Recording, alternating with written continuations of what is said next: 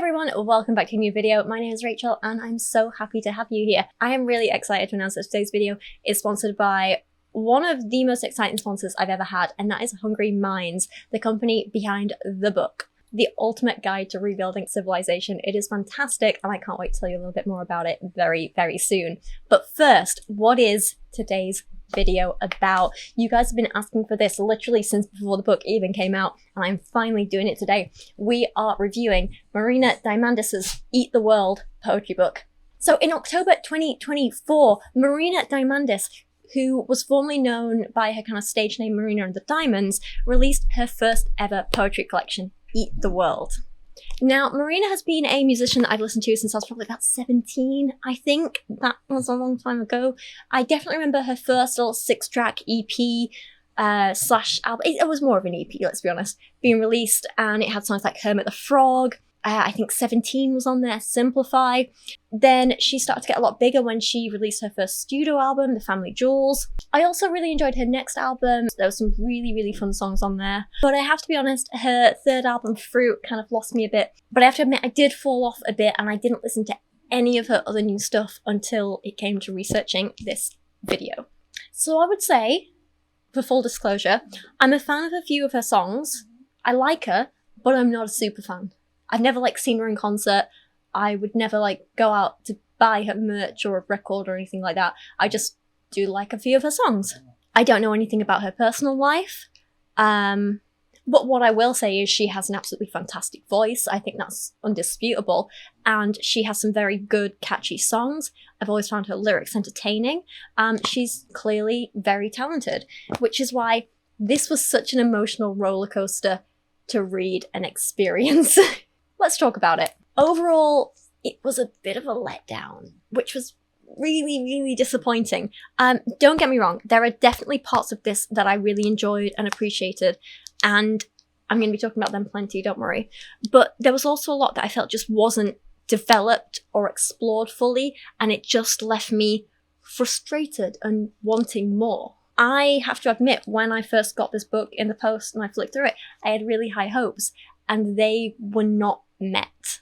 Okay, so I'm just going to jump in here really quickly. I am so excited to introduce you to this chunky little boy. This is the book, The Ultimate Guide to Rebuilding Civilization, and I am so grateful to say they are the sponsor of today's video. I have wanted to get my hands on a copy of this for quite a while now, so when they reached out to me to work with me, I was like, yes, absolutely, jumped at the chance. I was like, there's no way I'm not doing this. And after getting the book, looking through it, reading through it, I am not disappointed. This book is everything I hoped for and so much more. This is easily one of the most beautiful books I've ever seen, with over 400 pages of stunning handmade illustrations. There's a hell of a lot of beautiful watercolor stuff going on in here, a few maybe ink washes. It's absolutely gorgeous. And it's incredible. It has information on pretty much anything in the world you would want to know about how it works, how to make something, how to do something. So we're talking types of knot, basics of medicine and anatomy, metalworking, sewage works, childbirth, baking, yoga.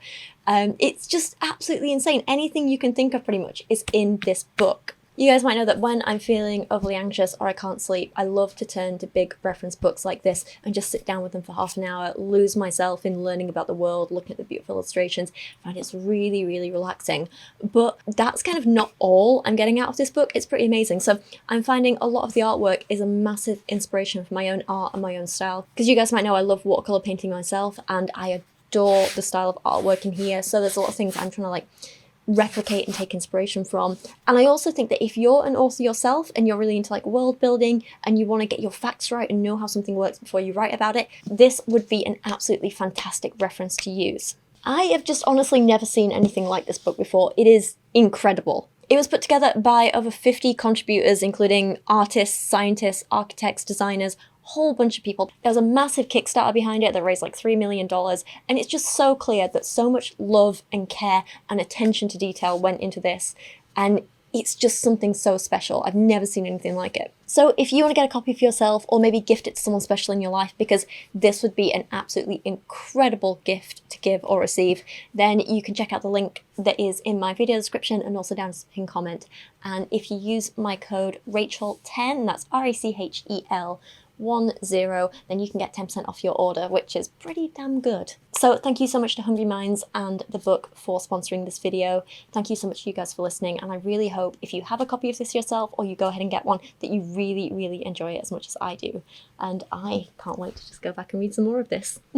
I've got a couple of clips for you here from when I first got the book and after I finished my first couple of reads through, just to give you some first impressions. So a lot of you really liked when I reviewed the new Jacqueline Wilson book, when I did the kind of updates and thoughts as I went along, and gave you little snippets here and there to kind of break up the video, and I figured I would do the same with this book.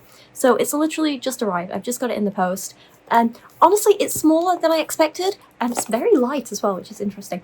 But yeah, it's a smaller collection than I expected, which is fine. There's nothing wrong with that. I've always said, like, I prefer quality over quantity, so this to me is a very good first impression in a way, because it means she's probably really carefully selected the poems in here. She's probably not gone over the top with it. Like Halsey's collection I thought was really good. That was a good length.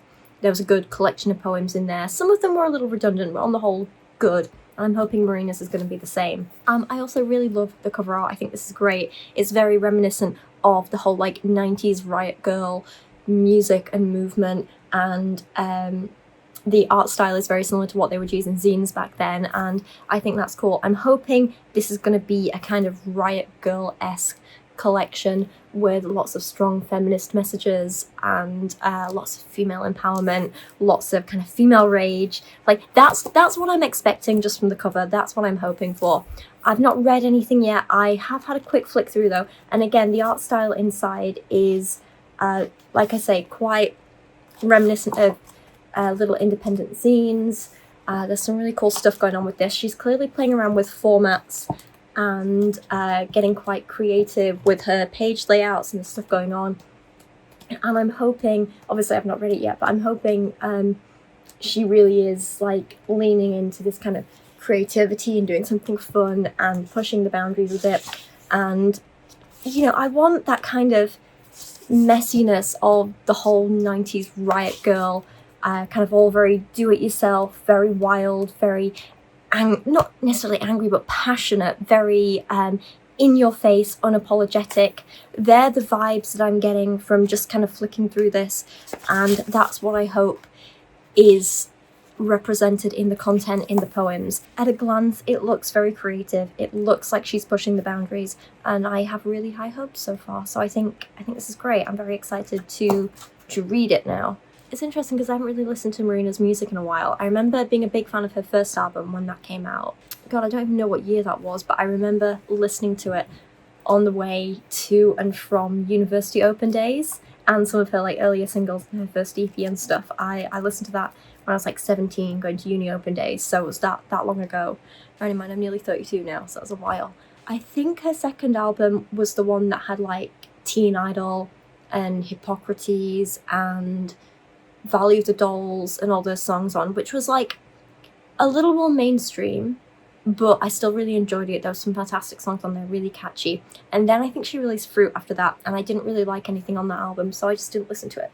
And I don't really know if she's released anything since or what she's been doing. I've kind of like fallen off listening to her a bit, but I got the impression like back in 2017 she was very much like just your average indie kid who was kind of just doing her own thing and then got into the pop world, and like I liked that. It felt fun. She was still, in the early stuff that I listened to, she was still quite independent. Like I think it was like the video for like Mowgli's Road maybe was like quite simple, and it was just like her on a white background like dancing and some effects and whatever, and like it wasn't anything over the top or too produced. But then I felt like with the second album that was very like overproduced, and there was like a whole image and there was a vision and it was way more professional. And then again with Fruit, again very like overproduced and well thought out, and again very professional. So this feels like a very different vibe to all of that I've seen so far. So I'm just actually editing this part of the video, and future me's jumping in, and you know what, I still haven't even finished the video script. I'm halfway through it. I've got about 10 pages in, but I'm taking a break to just edit this first part of the video. And I think this is just a kind of commentary on British pop and music and stuff in general, but I find that this has happened to me a lot with a lot of, especially female artists from around that time. There were some really, really cool ones back in that kind of like 2016 to 2006. I think I said 2017 in here, I think I'm in 2007. But that kind of 2006 to around 2010 era, there was some really, really cool, especially female singer, songwriter type music stuff. And I remember really, really enjoying it at the time. And Ellie Goulding was another big one. I absolutely adored her. I thought her first album was absolutely fantastic. And I remember going to see her at the O2 Academy in Sheffield, and it was... No, I think they did put her in the bigger room, but it was still a relatively really small crowd, and it was just a fantastic night, and it was amazing. And she did this great thing with when she played Salt Skin. She did this sort of like drum solo by herself. It was fantastic. It was so damn good. And then I just found, like, as she released more and more music over the years, and it became like more and more... I don't say mainstream like that's a bad thing, but I just found myself like enjoying her music less, and it all just sounded a bit more generic and boring. And I kind of feel like that's happened to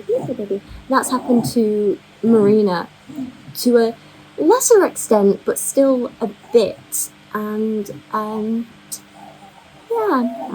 what's up, Angel? Is it because I'm talking and you don't know who I'm talking to? Yeah? Give me a second. Good girl. I just find that a little bit of a shame. Because like the other night I was going back and I re-listened to... Hello, baby's here. I re-listened to Ellie Goulding's first album and really, really loved it, really enjoyed it. And then I listened to some of her newest stuff after it, didn't I? And it just wasn't as fun. It was not. And it's the same with Marina. In making this video, I've gone back and re-listened to some of her first music, and it's still just as enjoyable, it's just as good. But I don't find some of her newer music like captures my attention that much, and I'm not quite sure why. It's interesting. It's something you have to think about. It might be something she's doing more recently in her music. Like say, I don't know. I can't say, because it's just first impressions. I've not done any research for this yet. So I'm interested, maybe why there's been such a change in direction from this kind of overproduced, professional, very well managed image, like everything thought out, to kind of, at least the vibe they're going with this is a lot more kind of like underground and independent and kind of angsty is the wrong word. Very raw. There you go.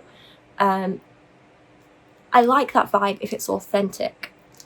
I think it's a very, this idea of like women underground producing their own little zines at home and handing them out to talk about abortion rights and fighting back against rape culture and speaking up for women's rights. And in the 90s, like, there, not as much as there is today, but there was a lot more talk about like finally accepting like lesbians, and not so much bisexual people, a little bit, but like accepting lesbians into like the feminist movement, and starting very slowly to accept trans women. I would like to see like in here like a kind of updated modern version of that, where you've got that raw angsty passion speaking out for all women and giving them a voice and being very like inclusive and intersectional. I don't know, now actually thinking back over like her musical history, I'm not sure that's really her vibe. So I don't know how authentic this is going to be, but I hope it will be. I do. And so far it looks really cool. I'm intrigued. I'm hoping it's as creative and fun and passionate as it just looks at a glance. But you can't really glean any real knowledge from just flicking through a book, can you, and not reading anything. So I am going to go read this, digest it, have a think, and get back to you. Okay, so let's give you a little bit of a middle of the night update on where I'm at with this book. I finished reading it through the first time just before Christmas, after Christmas, I don't know. Time doesn't exist at this time of the year. And read through again, made some notes, and I'm still struggling to write my script because I just have so many thoughts that I'm really struggling to put into words. I feel like my main emotion is disappointment because of like unfulfilled potential, and it's a little bit frustrating. I'll say this, I really loved a lot of the topics that she chose to speak about and write about. I felt a lot of them were really relatable. I really liked some of the imagery she used in some of the poems. My main issue was there was just no consistency. She would start off a poem with like one theme or like one kind of big metaphor, and then suddenly it would all just shift to being about, well, not about something else. The subject was still the same, but how she wrote about it, the entire tone shifted. There were, you know me, I'm a big fan of the extended metaphor, and it was just like, it was very all over the place. There was no consistency. It was like these poems hadn't been planned out. She just word vomited them on a page and then left them without any forethought and without any editing. And that was a big problem for me. The other big issue, which I think I'll speak about more when I get to the video essay portion of this video, and I've written my script and everything, is that she says in the introduction that she started out writing a lot of this stuff as songs, but they weren't working as songs, so she just decided they must be poems and then just left them at that.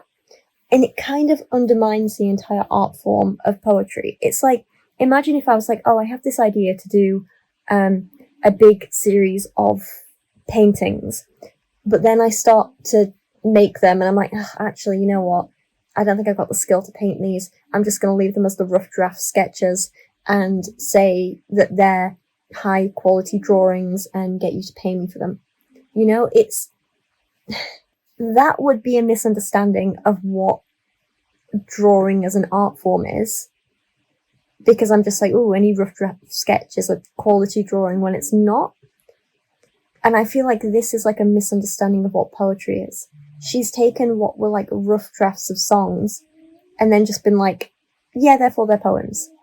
And she doesn't ever, I'm trying to say this in the nicest way possible, she doesn't ever display any understanding of poetry as an art form, or, because she does use some poetic techniques, and some of them are used really well and some of them aren't.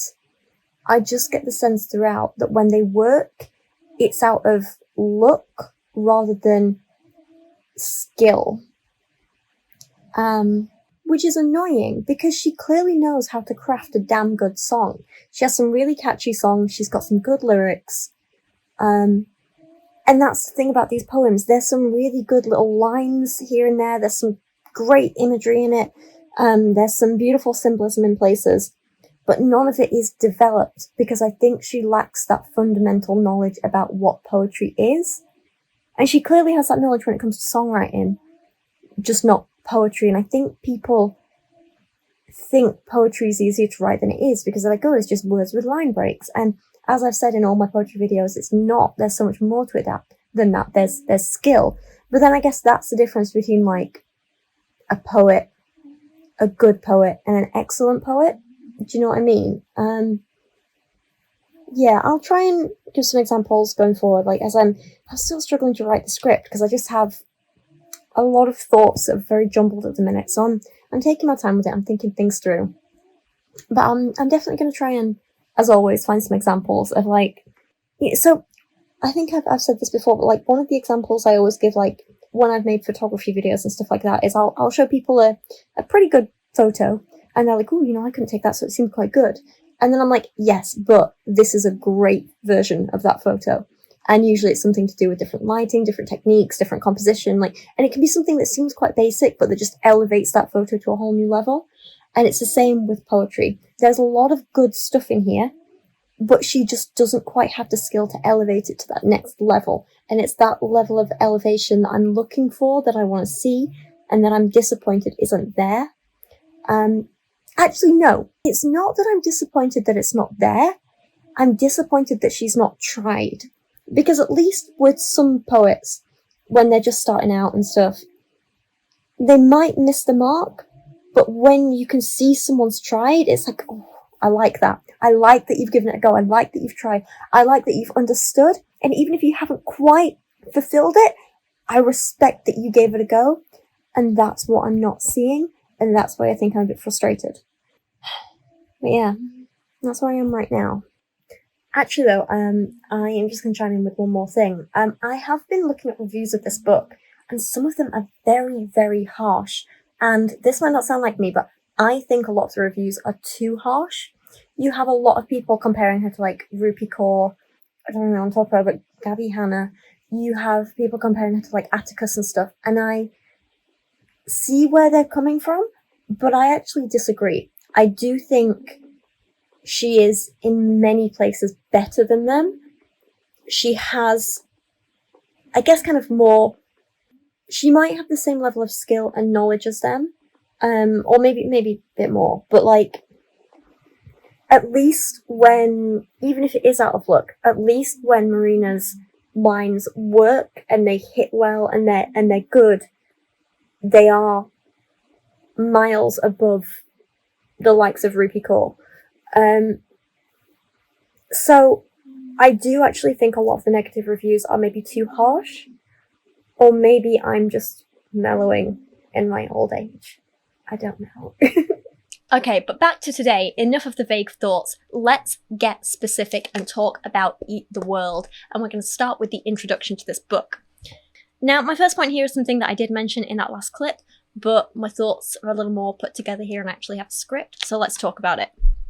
She writes, of course, how I came to write a poetry book is a fairly curious one. At first, I thought they were songs, so I tried to box them into their usual structures, but they refused to obey. A few weeks later, I realised that they were poems, not songs, and from that moment onwards, my love for this new medium was born. So my first thoughts here are that, one, I don't mind that she's new to poetry. You don't need to have had 10, 15, 20, 50 years of writing experience to be a good poet. Absolutely not. You just need a good idea, a lot of passion, and a lot of hard work. So I don't mind that at all. The thing I do mind, and I think I mentioned it in that clip before, is when people are like, I tried to do one thing, but it didn't work, it was too hard, so I just settled for calling it poetry. That bugs me. Now, this doesn't mean that you can't switch mediums or formats halfway through an idea. That's half the creative process sometimes, you know? Absolutely fair. If you want to express yourself in a different way, you go for it. You try something new. Why not? But you also have to remember that each style of writing or format that you're doing something in or medium that you're working with has its own rules and techniques and theory behind it that you need to understand if you want to execute a piece of art well. I can't just try and build a car, realize it's too hard, and then call 2 tires and a pile of scrap metal a bike, you know? I can't decide that I want to make a film, decide it's too hard, and then take the roughly sketched, dodgy storyboard that I threw together in 5 minutes and claim it's a series of drawings I'm going to hang in an art gallery, you know? However, if I wanted to, for example, take a series of photos, but then I realized, hang on, this might be better as a series of paintings, it is more than okay to take those initial ideas you had and start translating them for a new medium. So instead of thinking about, well, I'm going to use this lighting and these lenses and that sort of thing, I might start thinking, well, I'm going to use these kinds of paints. I'm going to work on my composition like this. I'm going to block out my lighting and shadow here on the page like this, and so on. Changing medium partway through an idea or a project is fine, as long as you respect the new medium, understand it, adapt to it, and still take the rules and theory and the skills you need for it into account. Poetry isn't an easier or lesser form of songwriting, and I find the implication that it is a little disrespectful to the art form, and it shows a bit of a misunderstanding of it overall. It's like she tried to write songs and couldn't, so called them poems, instead of saying, these aren't working as songs, let me work on them as poems. It's kind of more like she left them as is, if that makes sense, because they're so underdeveloped. That said, there's a lot in this introduction that I do really like and I do really respect, and it does make me feel like at least she was trying to do something good with this book, and I do respect that. So a couple of bits she writes include, let me find them. Writing is a way to remember and also a way to forget, to let go, to explore wounds so that I can heal them, to understand them intimately so I can let them go. It's an invisible thread that connects me back to my true self. Writing poetry has helped me uncover and integrate the parts of myself that I tried to hide. You might say it's a little bit cliche, but honestly, I like it, I appreciate it, I respect it, you know? And she also ends the intro with this little bit that I like. I hope this book brings solace to those who need it. Sometimes it can feel like no one in the world feels the same way you do, but the truth is many of us experience the same challenges, just at different times in life. And again, I appreciate that. And I think what I really liked about reading that before going into the book was that, to me, it means that even if some of her work isn't developed enough or technically good, she is, at least at times, thinking about her audience, and she cares about the reader and what they get out of this. It's not just a completely self-indulgent project. I do think she has thought, well, what are other people taking away from this? And that's a really important thing in poetry. I do believe that even if these aren't the best pieces of poetry, they at least work as like little vignettes into her experience, and I think other people will be able to relate to them and take a lot away and be like, yeah, I felt like that at some point. Yeah, that's what I've been through. And for that reason, I can't be too mad at it. Do you know? And that's kind of partly why I do think some of the reviews of this book are too harsh. While the quality of writing may be comparable to some less favourable poets, I think at least Marina actually wrote with an audience in mind and managed to write in a way that at least other women will be able to relate to and get something out of. Overall, in summary, she had a lot of good and really important things to say, and I love the subject matter of a lot of her poems. I just wish she'd maybe taken some poetry writing classes or worked alongside some of the poets, or even just worked with an editor a bit, you know? So, now we've got all that out of the way, let's finally read some poems and talk about them, yeah? Now, I initially had notes to talk about probably twice as many poems as I've ended up writing about in this script, but I didn't want to be sat here filming for 4 hours because I would be exhausted, you would be exhausted. I'm trying to keep this as concise as possible, which is not an easy thing for me. It's a skill I'm working on. So the first poem we're going to look at is called Starlight, Water, Space, Fresh Air. And I want to start talking about this because not only is it the first poem in the book, but I think it's a really good example of some of the best and worst parts of Marina's writing. There is a nude woman in this photo that I think I'm going to have to censor for YouTube, so if there's a box on the screen, that's why. I can't live where I'm from.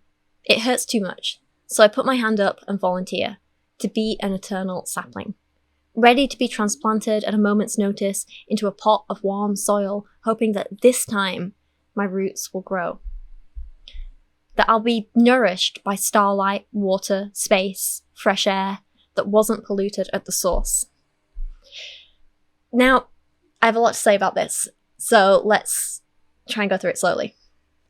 I'll be honest, the entire, writing the whole thing in lowercase thing is a little bit of a pet peeve of mine, because most of the time it's done without purpose. And Marina flips back and forth in this book between writing entirely in lowercase and sometimes using regular sentence case, and there seems to be no logical reason as to why she picks one sometimes and the other times. I would quite like to just kind of sit down with her and be like, can you talk? I think that's one of the things, actually. I would really like to sit down with her and just talk and be like, can you talk me through some of your choices here? Because I'm not sure how many were intentional and how many were just lucky or unlucky in that they didn't really translate a message. I don't know. Anyway. So, the use of capitalization in writing, especially in poetry, it is a part of grammar, and I wish that people would use it creatively in poetry more often, instead of just stylistically choosing, all lowercase, because that's what Instagram poetry does, you know? Maybe you want to use all caps in a place to show that you're angry or shouting. Maybe you want to use all lowercase in another place to show that you're whispering. Maybe you want to capitalize certain words to give them extra meaning. I do that a lot in my own poetry, because there's a big thing in religions where you always have to capitalize God to show reverence for him and respect and that sort of thing. So I often find it's really nice in poetry to play around with capitalizing words that have a lot of meaning and you want to place an almost godlike quality on. That's a thing I do quite a lot in my own work, and some of you might have noticed. Maybe in another poem you want to use all lowercase, or you want to use inconsistent capital letters to show that you're writing as a child, or maybe an adult with literacy issues or something like that. You know, show you're writing in a certain voice of a certain person who only knows certain grammar rules, or, whatever. There's a lot of really fun creative things you can do, but I feel like here, I'm not sure what her purpose is for it very often. Sometimes it feels like she's thought about it, and other times it just feels like she's yeah, do whatever. And it's a bit of an afterthought. And yeah, I don't know. As for the poem itself, I do like that she's using this extended metaphor throughout. you'll see that one of my issues with this book is there's a lack of consistent imagery throughout a lot of the poems. At least this one has consistent imagery, so that's a good thing. You know, she compares herself to an eternal sapling. She hates where she grew up. She doesn't want to end up stuck there forever, so she stays an eternal sapling, constantly staying small, immature, never putting down real roots that tie her to a place forever. She wants to move, but she won't take personal responsibility for it and move herself. Instead, she says she waits, ready to be transplanted, wanting someone else to do that work for her. This all works really well in the poem. Her meaning is clear, it's interesting, but then the second page is where it kind of all starts to fall apart a little bit. So really good setup, poor payoff. So she hopes that once someone moves her in the new place, she'll be able to put down roots and grow in a space where she'll be nourished by starlight, water, space, and fresh air. That, in her words, wasn't polluted at the source. So I kind of wish that pollution imagery had been kind of planted in the beginning of the poem, like talking about how, like, you know, she volunteers to stay in eternal sapling or she doesn't stay there because of the pollution. I wish there was like a little more imagery of it up there in the beginning, so we kind of, you know, it doesn't even need to be that literally. It could have just been something about the toxicity, that there's the poison, I don't know, anything really. As for the things she wishes to be nourished by in the new place, a lot of them make sense for a plant metaphor, you know, water, fresh air, whatever. The starlight one is one that kind of threw me off a bit. I was like, that's a bit like, was sunlight not romantic enough for you? Why'd you go for starlight? But then I started thinking, well, like, maybe she's saying starlight instead of sunlight, because, I mean, like, the sun is a type of star, but also she wants to be surrounded by, like, stars, meaning celebrities, who can, like, help her career. So it's maybe, like, a whole double meaning thing there. She's, like, got the sunlight with the plant, and the starlight with the celebrity thing that she wants. I don't know. That was maybe a thought. The space line, I think, is more about, like, physical space and literally needing space to grow, to stretch herself, to, like, you know, give herself a bit of independence, a bit of freedom, that sort of thing. It's good, it all makes sense. I just wish there was a little bit more, you know? It's a little basic. It's good. It's a really good start. There's a hell of a lot of meaning there. I just want more. As it stands, it's just, didn't like my home, someone moved me, basic plant metaphor, which is fine. And the whole meaning behind it and that whole, like, you know, feeling stifled by your hometown, you know, wanting to move somewhere and have other people around you who can help you grow. And that's, like, that is relatable. That is a really good subject. The metaphor works for it. I just want more. That's it. I want a little bit more. I want more emotion. I want more imagery. I want to dive deep into that metaphor and find even more layers. I want to dig into it. I want to really sink my teeth into a poem. I don't just want, oh, here's a surface layer and that's it. Okay. You know? It was a subject that I should have felt related to. Oh wait, the word's on. Yeah, there we go. It's a subject that I should have related to, and I do relate to it a lot, actually. But it didn't make me feel anything. And it should have. And so that's what I was missing, just that deeper layer that really connected with me. Like, in the beginning, she talks about, like, the whole plant metaphor thing, and obviously plants can't, well, actually plants can move a little bit, but in the general sense, like, they can't get up and walk away, so they can't move like that. And I wish she'd maybe, like, dug into that a little bit more, and this idea that she felt not mobile, she felt restricted, she felt like she couldn't physically move herself, she felt a reliance on others. And how that makes her feel powerless. You know, even if she's put into a healthier environment, then she didn't choose to be there herself. She waited for someone to move her. I wish there'd been a bit more of an exploration around that and those feelings. I think that could have been really interesting. There was just a lot of potential in this poem that wasn't fully explored. That said, I like what she did with the layout. I appreciate this. She played with the space on the page. She tried to show that need for space in a physical way on the page, and I really appreciate that. That was a nice little creative thing that I don't really see many poets doing these days, so I appreciate that. I liked that. Again, it felt like maybe a little too little compared to what she could have done, but a good start nonetheless. So overall, good poem with a lot of potential, but just not an excellent poem. And there were just a few, there was a lot that I just wanted more from, you know? Yeah.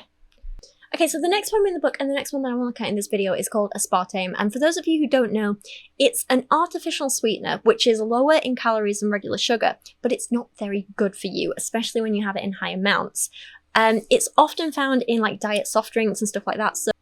So this is a poem that is partly about diet culture, body image, food issues, but also about how she leaned too much on a crappy man. She was trying to get him to like provide her with all the love and self-esteem she needed and couldn't give herself. Obviously, this didn't work out. It feels like it could be an important poem with a really important subject matter, but it feels very much like an early draft. There's a lot going on in here, but it's not well structured. It's inconsistent. It feels like a first draft stream of consciousness, not a finished poem. This is one of the ones that had a lot of potential, but just doesn't work for me on many levels. I arrived here at 20, rail thin and a polka dot dress, tooth enamel dissolved by stomach acid.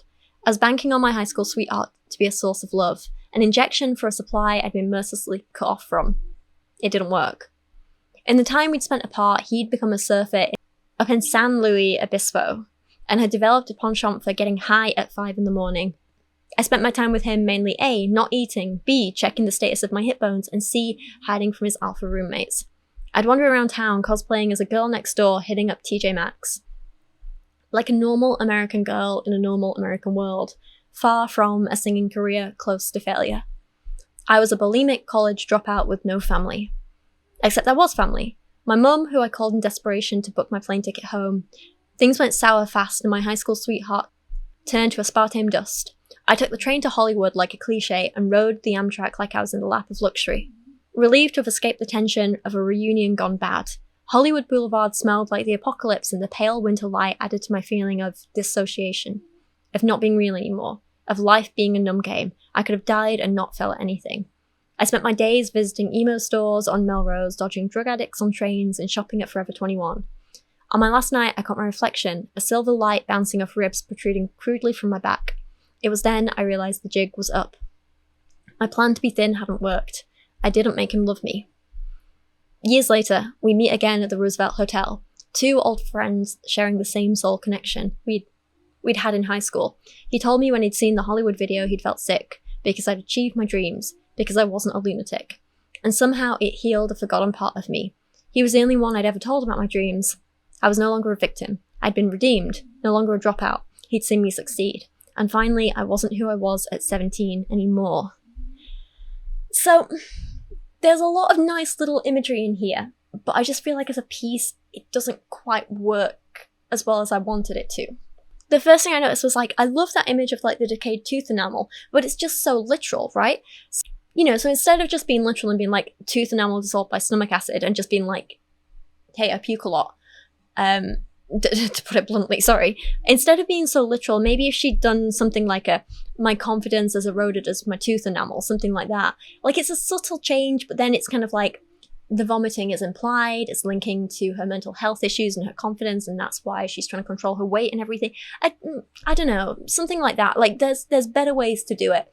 It's good as an image, but I want it more developed. I want more from it.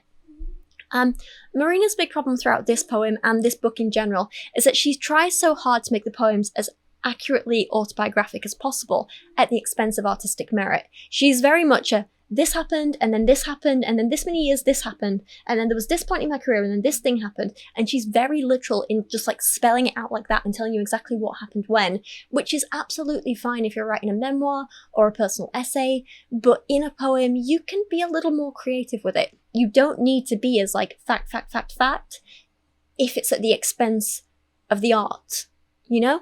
So she'll use lines like, I arrive here at 20, rail thin in a polka dot dress. Years later, we meet at the Roosevelt Hotel. He told me when he'd seen the Hollywood video. And these lines, like, they're not bad on their own. They just feel a little stilted and awkward, and like she's trying so hard to get the timeline and the chronology right, when in a good poem, you can afford to be a little flexible on the facts in order to create a better structured narrative or spend more time showing the emotions or the meaning of something. Like, I guess I just wish she'd shown the passing of time in a more creative and meaningful way. There are a few lines in this that I really love, like the one that, you know, the whole poem is kind of based around is, things went sour fast, my high school sweetheart turned to aspartame dust. I like that a lot, and I think that's a really, really fantastic couple of lines. You've got that juxtaposition of the sour, the sweet, the aspartame to be the fake sweet, you know? You've got the whole meaning there of how you think he's going to be a really sweet guy, he's going to fulfill your needs, he's going to provide sustenance and nourishment, but it turns out that all that sweetness is just like hollow and surface level, and he's not actually providing any calories or sustenance or actually supporting you. Instead, he's probably just very unhealthy for you, especially long term, you know? A few of the bits I have mixed feelings about. So the lines, Hollywood Boulevard smelled like the apocalypse, and the pale winter light added to my feeling of dissociation, of not being real anymore, of life not being a dumb game. I could have died and not felt anything. I love her use of playing with space here, that big space before the dissociation. Love that. Really drives that feeling of separation. I like it. However, that image of the street smelled like the apocalypse, it's a little on the nose. But again, I don't hate it. I think it has a hell of a lot of potential. You know, it's there. But I do feel like in this, every line after that dissociation bit is unnecessary. If she just left it at, like, my feeling of dissociation, it would have been fine. After that, you're kind of over-explaining. You're repeating without meaning. It's a bit redundant. I wish she'd shown these feelings in another way.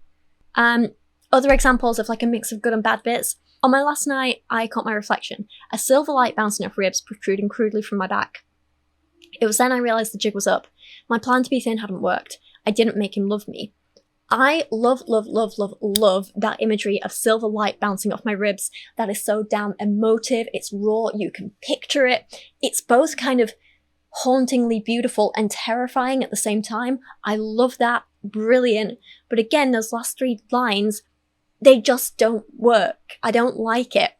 I wish we'd just had a bigger, more emotive moment of her realization, you know? I didn't want to just feel, well, my plan to be thin hadn't worked, so it didn't make him love me. It just falls a bit flat. I want to know her feelings. I don't want to be told that this is what she's realized. I want to be shown her realizing it. I want to feel as she feels, you know? And it kind of,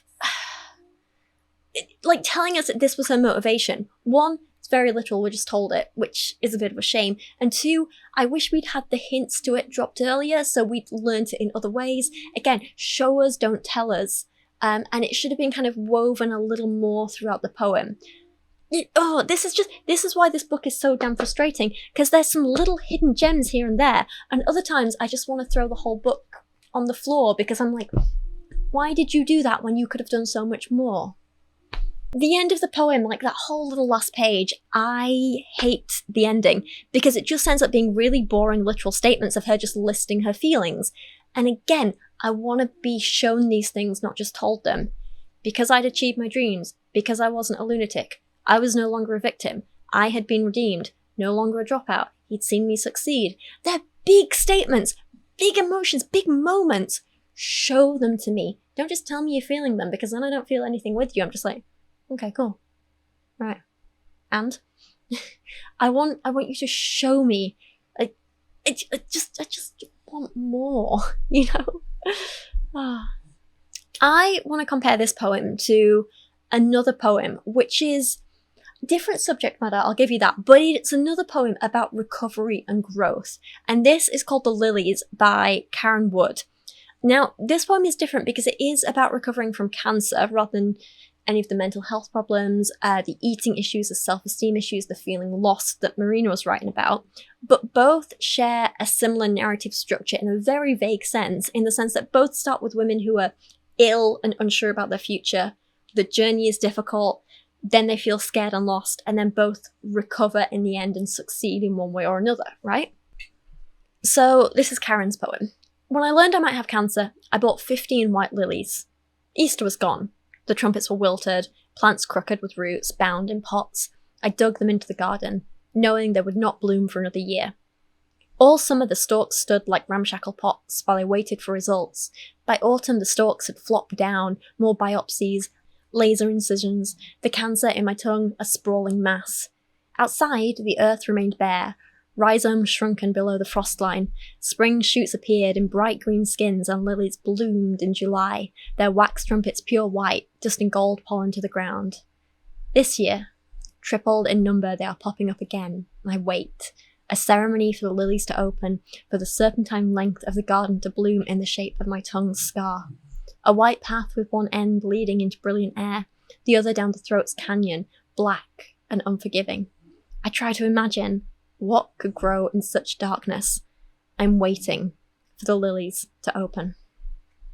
So while Marina's poem had her just straight up telling us, I'm no longer a victim, I've been redeemed, literally in those words, and her like literally telling us years past, whatever, Karen doesn't tell us, she shows us all of this. With her diagnosis, she buys and plants lilies, which shows us that despite the bleak circumstances, she still has some hope. She still has a love inside her to nurture something. As things start to get more difficult, and she has to go through biopsies and tests and all sorts of stuff like that, the flowers around her are dying and wilting, withering. The flowers and her health sort of mirror each other, you know? You have the winter, the withering, the cold, dark, and that's when her illness is the worst and she's going through all these tests and treatment and everything. But as she begins to heal and, you know, the cancer is literally cut out and she's just left with a scar and she begins to heal, and this is where winter turns into spring and eventually into summer, and the lilies begin to grow, and eventually, years later, as she too has grown stronger and more resilient and healed, the lilies are not only just growing anymore, but they've tripled in number. There's so many of them. She acknowledges that from the pain and suffering, beauty and strength can grow and develop, and she talks about how the lilies are growing in her garden in the same shape as the scar on her tongue from the cancer, and I think that's just a really, really beautiful image that's so damn powerful. That line of, I try to imagine what could grow in such darkness, I'm waiting for the lilies to open, is such a beautiful and meaningful end to the poem, which packs a far more emotive punch than just, I wasn't who I was at 17 anymore, unfortunately. There's also that really smart, like, double meaning and extra layer in Karen's poem that's not such a happy one, that's not about regrowth and healing, because white lilies are traditionally associated with death and funerals, and so there's a slightly darker interpretation going on here if you want to take that one, where it's like, on getting the diagnosis, she'd sort of made peace with her death and was preparing for it by already buying and planting these white lilies for her funeral, essentially, you know?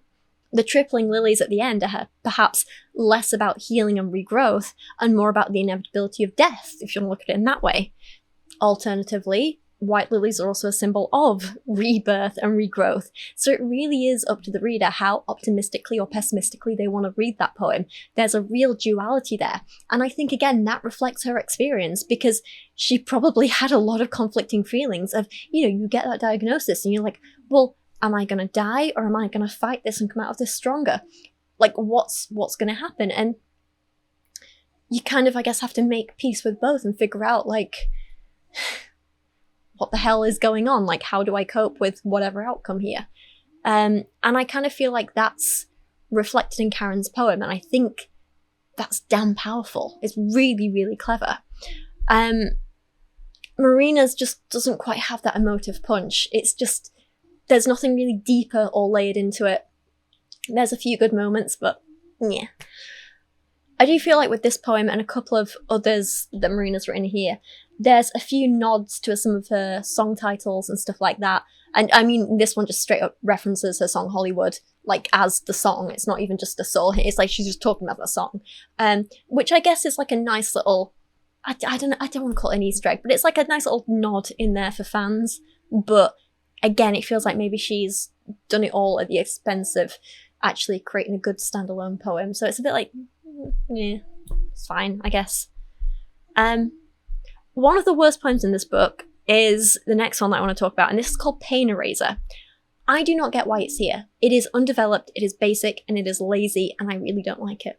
The things I need to write about are the things I'm scared to write about, lest they blow up my life and everything I tried so hard to save, mend, bury, heal.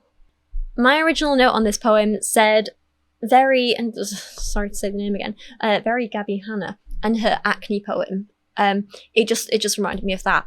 I feel like this is the kind of note you make in a Google Doc when you're like, oh, here's an idea for the subject of a poem. I will come back and try and write this later. And then you go back and you write an actual poem around that line. But instead, she's just taken that little subject line and thrown in some line breaks and hit publish. Yeah, I don't like it. Yeah, it bothers me. And I said before, and I'll always say it, short poems are not a bad thing. I love a good short poem. A well-crafted short poem can just like, ooh, hit you so hard. I love that. They can be beautiful, meaningful, but this just misses every mark for me, I'm afraid. Smoothness of Money, if we skip forward a bit, this is another poem that I felt quite let down by. It's a poem about basically like having a rich boyfriend when you're from a bit of a working class background and you feel like you're in a whole other world with him that you don't really understand and you can't connect to, and there's this whole like, you know, class issue going on there, and then years later when you manage to become successful yourself and you've moved on from him and everything like that, and you can kind of afford the kind of lifestyle that he grew up with, he looks down on you because you're new money and he's resentful and he's never had to work for it, so he doesn't really understand, and it's a whole thing. It should be a good subject, but it just falls flat. You remind me of British summertime. Lush lawns, green countryside, M&S sandwiches, eating lunch outside with your glossy, perfect family. So kind, they made me nervous. Golden retrievers, a farmhouse, a pool, the security money could bring. A life that could have been mine. Lies that could have been yours. I was 21, an amateur, and lacking the self-worth to choose better. We were cartoon versions of an atomic bomb button pressing up against each other until one of us blew. You hid your weakness behind haircuts and emo music, MySpace profiles, and webcams you spoke to girls called Jamie Hart on. Yeah. I hid behind thrift clothes, binge purge cycles, and bad hair dyes. I picked up a microwave meal for you on our second date and thought it was love. These are the best years of your life. You had a world I wasn't allowed into. I was rough around the edges, yet to be popular, and you were embarrassed of me. I didn't have the smoothness of money like you did, but one day I would, and you would hate that I'd earned it. So like I say, I like the subject matter. It's a good thing to write about, but she's just so damn literal. It starts quite strong and then just devolves into like basic literal statements that feel more like she's just telling a story to a friend about like, so this thing happened and then this thing happened and you won't believe what this guy did. Wow. You know, it feels like that rather than a poem. As harsh as this sounds, there's nothing poetic about it. There's no rhyme, no rhythm, no purposeful structure, no interesting imagery or metaphors or analogies.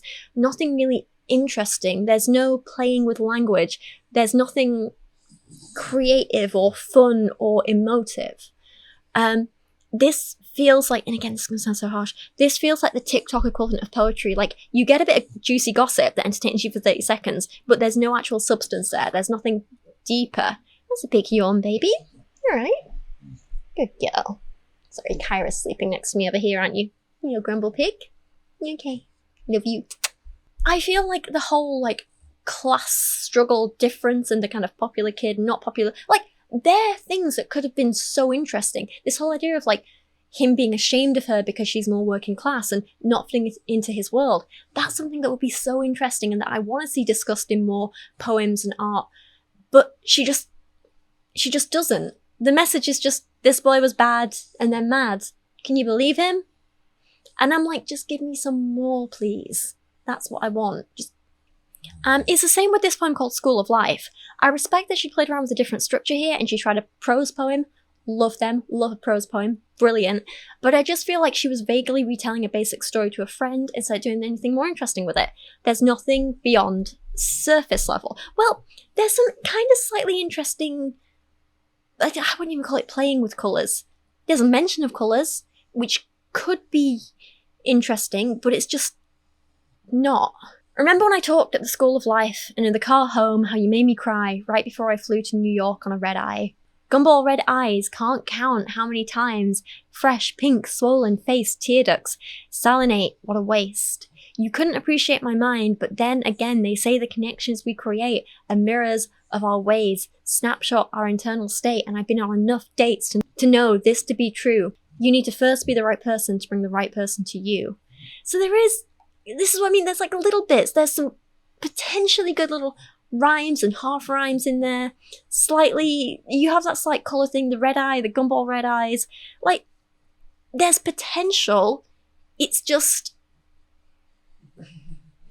I want more.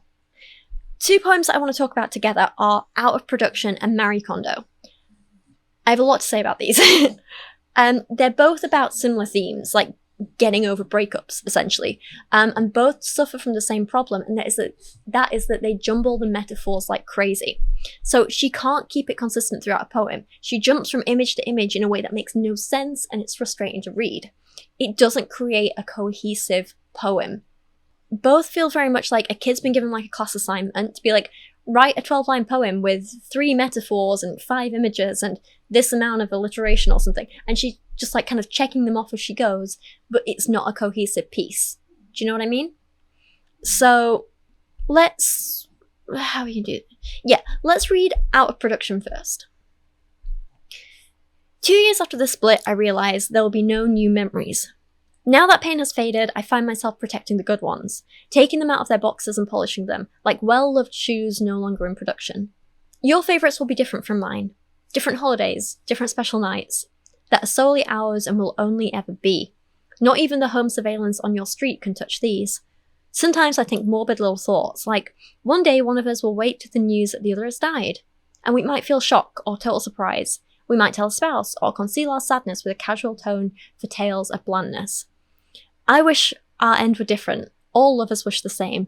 But as I departed pain, you entered it like a train and encountered a station you'd avoided your whole life.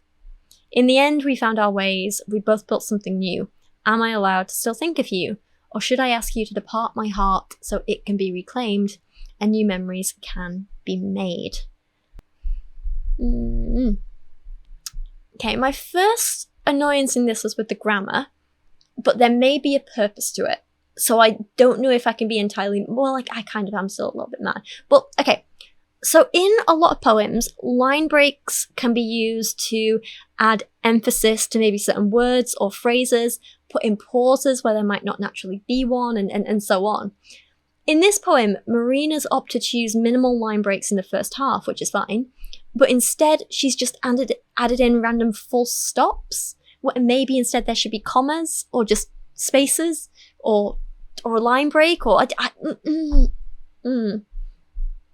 like she uses sentences that aren't sentences, and it makes it all really jarring to read. Like, that's are solely ours and will only ever be is not a complete sentence. Why are you making it a complete sentence? The grammar here is a mess, and it makes it really jarring to read. If she wanted to add pauses with a purpose, there are ways to do that without just blatantly ignoring basic grammar rules when it doesn't make sense to. That said, there is a reason why maybe she's done it, and that is that this is a poem about breakups, right? And endings. So maybe she's trying to use a lot of full stops in the first half of it to emphasize the end of things and keep going on about like endings with like full stop, you know? I just think there's a way she could have conveyed this without making it so jarring and grammatically incorrect, and just like it kind of ruins the flow of the poem, and it throws me off. I don't like it. That said, there's still some things I do like that she did, like how she ended the poem without any punctuation. There's no full stop at the end of this poem. Even though she's been using them so much in the first half, there's nothing at the end. And I do think that is with purpose. And I like that because by the end of the poem, she's talking about a new beginning, opening herself up again, opening a new door, the start of something. So she's not going to add a full stop there. She's just going to open the door and let it be. It's literally an open-ended poem. And that I think is clever. And I like that. That is a good use. That is a good example of understanding the use of grammar and subverting how it's normally used for a purpose. Just the many full stops in the beginning of the poem don't quite convey the meaning I think she wanted to, because it messes the kind of rhythm and the flow and the way it doesn't make sense. Do you know what I mean?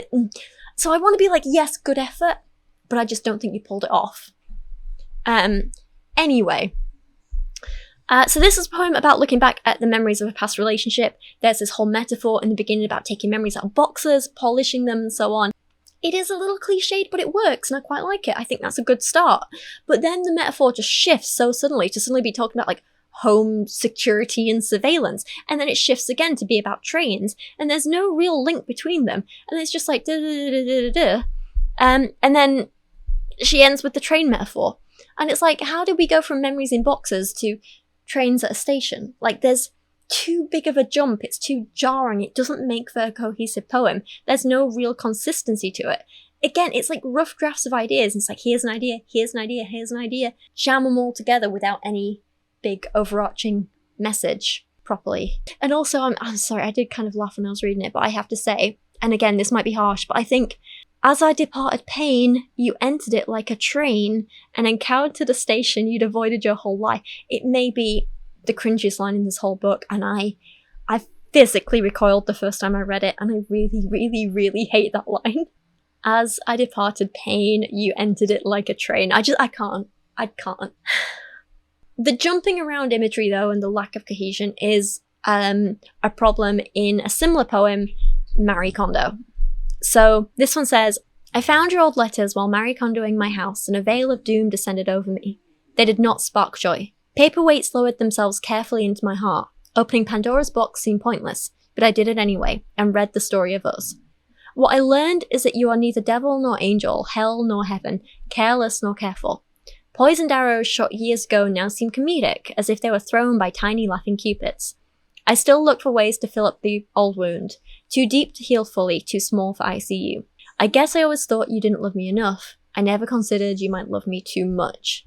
So in this poem, she's going through old letters, deciding what to keep, what to throw out, doing the whole Marie Kondo rule of if it doesn't spark joy, you get rid of it, that sort of thing. And, you know, it's a sorting through the literal letters is an analogy for sorting through all your feelings about a past relationship and realizing you need to let go of certain bits. And this leads to her reflecting on the relationship in different ways, obviously. So the imagery in this starts fairly consistently. You have letters and paperweights. Cool, that all makes sense. Then she starts to bring in mythology and starts talking about Pandora's box. And okay, I guess maybe that kind of follows on because sometimes you keep letters in boxes, and she's trying to claim maybe these letters or their feelings are evil. There's a lot of evil or bad side. Okay, still vaguely on track, I guess. Then there's more mythology references to devils and poison arrows and Cupid, which have nothing to do with the original Marie Kondo theme, but here we are. And then suddenly out of nowhere, because she mentioned arrows, now there are wounds, and now she's in an ICU. And it's like, how did we go from Marie Kondo to the ICU? Where is the consistency in the whole poem? You can see where her train of thought went when writing it, and how she jumped from each image to the next. But as a whole piece, as a reader, there's no consistency, there's no cohesion, and it's really frustrating. I want you to compare these two pieces to another kind of breakup poem reflecting about a breakup by one of my all-time favourite poets, Edna St. Vincent Millay. In this poem, she is talking about a breakup, and she chooses to focus primarily on natural imagery throughout, which creates a really consistent theme. There's no jumping from Marie Kondo to poison arrows to the ICU. It's all one big theme of natural imagery that all fits together. It's cohesive, it works. Time does not bring relief. You all have lied. Who told me time would ease me of my pain? I miss him in the weeping of the rain. I want him in the shrinking of the tide. The old snows melt from every mountainside, and last year's leaves are smoke in every lane, but last year's bitter loving must remain, heaped on my heart, and my old thoughts abide. There are 100 places where I fear to go, so with his memory they brim, and entering with relief some quiet place, where never fell his foot or shone his face, I say, there is no memory of him here, and so stands stricken, so remembering him. This poem does a hell of a lot of good things that Marina's just doesn't.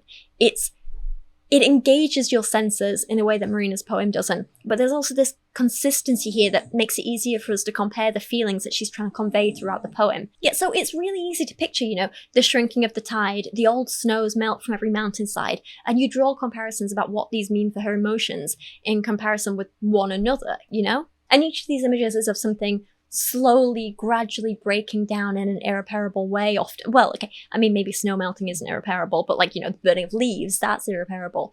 Shrinking of tides, because they start with weeping of the rain. Okay, that could happen over and over again. Shrinking of the tide, okay, that's fine. The tide goes out, but it comes in again, fine. Old snow melting, okay, that's fine. And then that's a little more permanent now, I guess. And then last year's leaves are smoke in every lane. And that's like, oh crap, wait, no, that's irreparable. You can't get the leaves back from that. And yeah, new leaves might grow, but they're not going to be the same ones. And it's the same, the same rain never falls in one place. The same tide never touches a beach.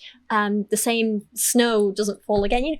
So all of these things are about, you know, you'll find something new. It will move on and you'll experience things again, but it won't be the same. So throughout all this consistent natural imagery, we get this meaning of her feeling like this is all very final, you know, something's ended. It's, you know what I'm trying to say, right? And the thing is, with all this natural imagery, it's nice and easy to be able to compare them and compare the feelings, and you picture it all, and it creates a cohesive message and narrative.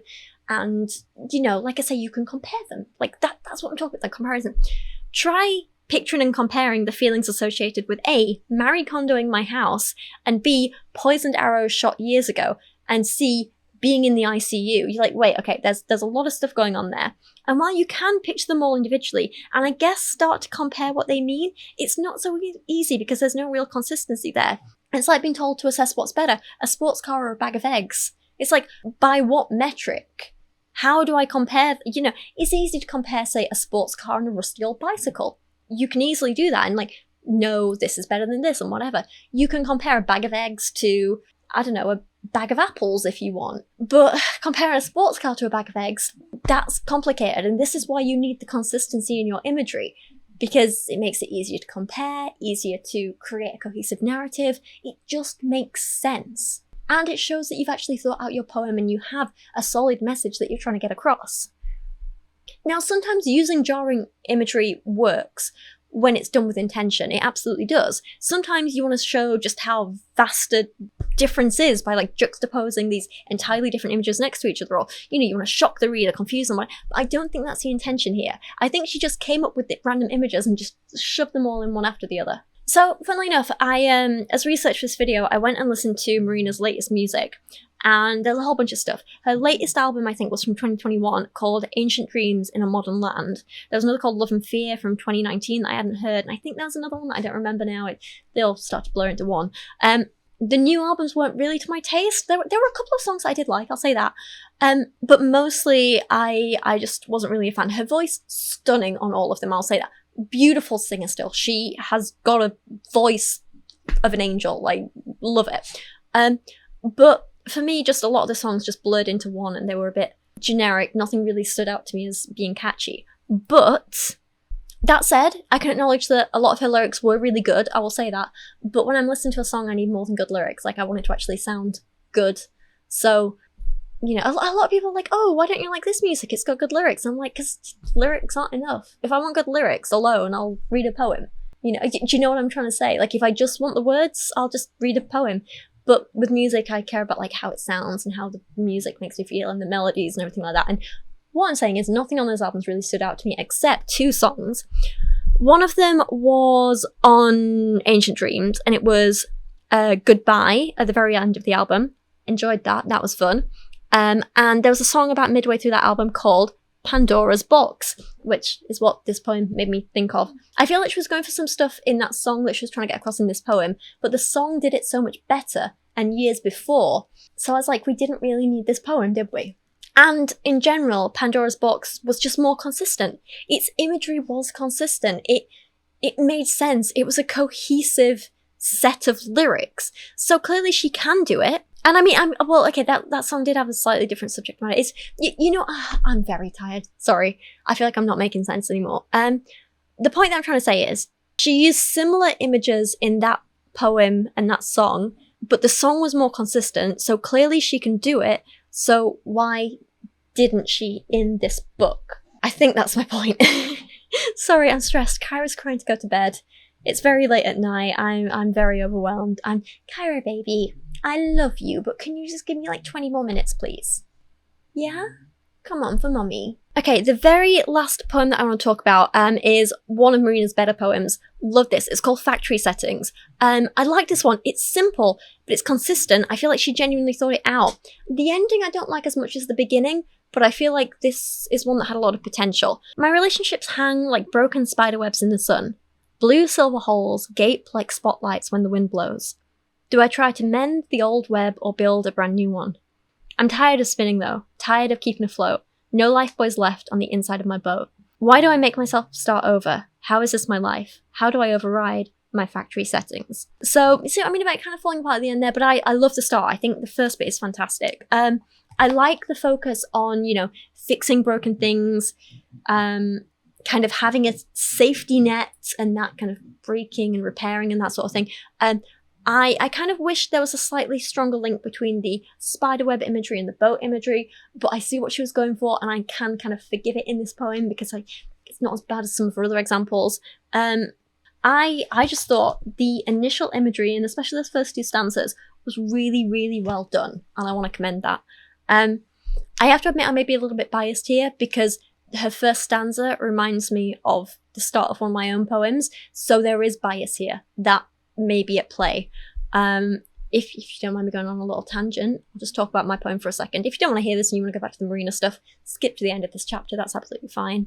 But in my first book, I wrote a poem called Matches, which was about relationships always going wrong and me like giving away too much of myself and getting hurt in the process. And I actually got some quite funny feedback on that poem because, well, it was one review in particular from quite a young woman, I think she was a teenager, who, well, I'm not sure if it was a problem of them just completely missing the point or if I didn't do a good enough job of conveying my point in the poem, but her feedback did make me laugh a little bit, I have to admit. So my poem's called Matches. I'll just read to you. I collect men like matches, holding each a little too long, failing to catch fleeting sparks, like the night we danced in the crowded roost, with all eyes on you and yours on me that lit that match. And now, I gift you my heart in a timepiece, loosely wrapped in floral fabrics, and give you all away to the wind and the waves to sail through cerulean seas and magenta dreams while I sit with burnt fingertips and cling to another broken, burnt out match. So basically, just to over-explain to you, it's a poem about how I always fall for the wrong men and how when I feel like what I think is a special spark with someone, I tend to jump in with my whole heart and think it's definitely going to turn into this, you know, it's like a match catches on fire and I think, oh, this is going to be a big, massive, warm log fire that's going to heat my home. And basically, like, I think a little connection with someone is going to turn into this beautiful, home-warming, home-making, safe, secure, keeping me warm and protected, beautiful thing, when in reality it's literally just a lit match that I hold on to for too long until I literally get my fingers burnt. You know, it's a whole metaphor for that. And this one in particular was about one person who I fell particularly hard for, and he couldn't stay in the country because he had to go off and work overseas. And it's about realizing that, like, I had to let him go for him to be happy and find his people and follow all these big, wonderful, exciting dreams he had. And I was all about, you know, supporting him in that and caring for him as he went away and giving him all these presents that meant things. And, you know, meanwhile, I was still stuck here, heartbroken with my little burnt out match and my burnt fingertips. And, you know, so the whole match thing, like I say, it's a metaphor for like short-term relationships that I thought were going to be long-term, but they were literally no more than just a little match burning. And how I'm the one who ends up getting hurt over and over again. Even if it's just little bits, they all build up and lead to burns and blisters and, you know, damaged fingertips and all this sort of thing. And, you know, I just end up with this little pile of burnt out matches and burnt fingertips over and over again. And sorry, I shouldn't laugh. The review that this young woman gave said, well, basically she read the first line and said something along the lines of, oh my god, she collects men like matches, that's so objectifying, that's so sexist, I'm not reading anymore. And I couldn't help but have a giggle to myself because that was literally like the opposite of what the poem is about, which you know, obviously, like in a lot of ways it's about placing more importance on certain men and relationships than I probably should, and giving away too much of my heart to them that they probably don't deserve because I thought they were, I wouldn't say better for me than they were, but like I thought they had more to offer me than they did. Does that make sense? Anyway, that was just a tangent about a review I found quite funny. And like I say, normally I'd be like, okay, well, maybe I didn't express myself clearly enough in the poem, and that's something I need to work on and improve. But at the same time, she just read a line and was like, oh my god, that's sexist, I'm not reading anymore. So maybe that one wasn't a me problem. I don't know. Anyway, I just thought that was a funny little tangent to go on. My point is, Marina's opening stanza reminded me of the opening line to my poem, and that's why I may be a bit biased into liking this poem. But honestly, I think Marina did it better. I think My Relationships Hang Like Broken Spiderwebs in the Sun is fantastic, and I love that, and I think it's better than anything I've written, and I like that a lot. The second stanza, especially, the blue silver holes gape like spotlights when the wind blows, is such a beautiful, haunting image, and it makes me feel so much. And it's lines like this that make me realise that she absolutely does have talent and potential, and this is what I want to read more of. And I'm just a little sad that she didn't do more of this in the rest of the book, you know? So, finally, to end this video, before it gets too long, and before the little grumpy one over there starts punching me with her paws and demanding I shut up so she can sleep, I thought I would end this video on a positive note by giving you a handful of recommendations of poetry, of poems of hers from this book that I do really like. They're not perfect, but they're definitely worth a read at least once, and they are The Sparkling Clam, which uses the space on the page really, really creatively. There's some really cool imagery in there. You can tell she had a lot of fun writing that one, and I really appreciate that. I also recommend her poem Cocoon, which is a little too literal in places to be perfect, but once again, she clearly got creative with it. There's great consistency with the theme throughout it. She clearly planned it out and pulled it off, and I appreciate that. And finally, Heavy Metals, which has some of the strongest imagery in this entire book. It is raw, it is visceral, I love it. I think it may be my favourite in the whole book, and I just want to end this video by reading that poem to you, if I can find it. There it is. This is Heavy Metals. A crack in the back bleeds black. Heavy metals in my cells weigh me down. In order to change shape, I need to let go. Detoxify my blood of her tart red anger that runs ribbons, snakes, bows through every organ, vein, bone before nesting dormant in my heart.